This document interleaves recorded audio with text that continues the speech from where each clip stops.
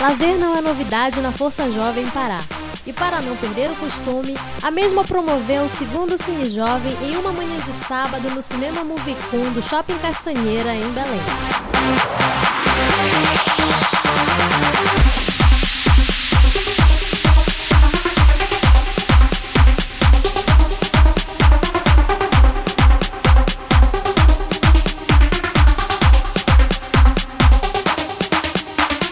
Os jovens puderam estar juntos, assistir a um filme e se divertirem sem necessitar de drogas, bebidas ou até mesmo de festas.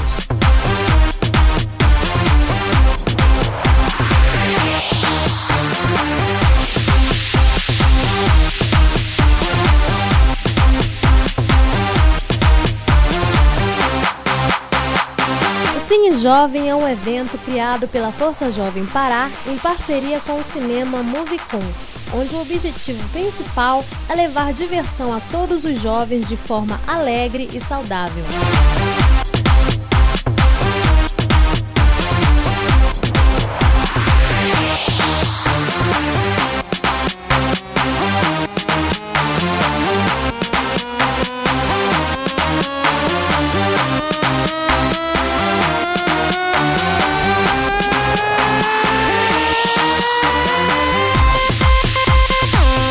Participar desse evento para mim foi muito gratificante, e apesar também de ter o privilégio de fazer parte da Força Jovem, não somente durante 15 anos, mas também como uma vida que eu tenho junto com o pessoal. Apesar de antigamente nós termos uma vida sofrida no mundo, e hoje em dia a gente se une, a gente tá junto nos eventos, e quanto mais a gente se une, mais a gente conquista novas coisas e aprende muito mais também.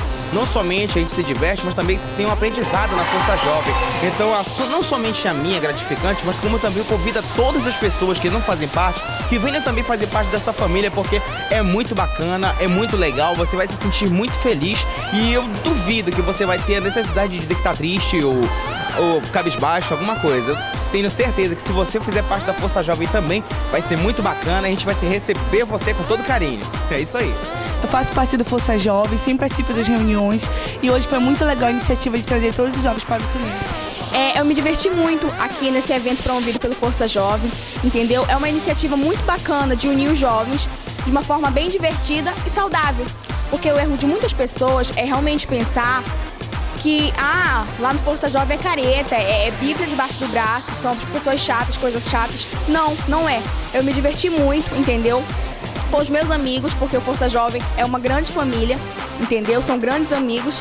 E o Força Jovem sempre está promovendo eventos assim, que pode unir, que pode se divertir de uma forma bem saudável. Essas iniciativas são muito maravilhosas.